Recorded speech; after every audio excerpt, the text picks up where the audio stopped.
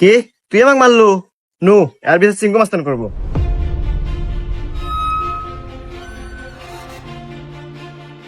চিঙ্কু মাস্তান ও আমাকে একটা থাপড় মারছে, আর বিচার দেন।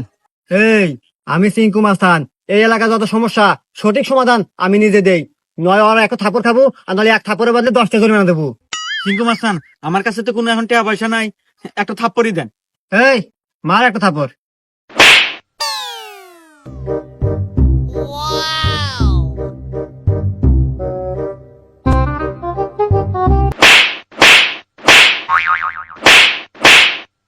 এই যে আমি এখান থেকে যাওয়ার সময় 50 টাকা পরে বাঁচিলাম, তো ভাবলাম যে এখানে খরচ করে দিই।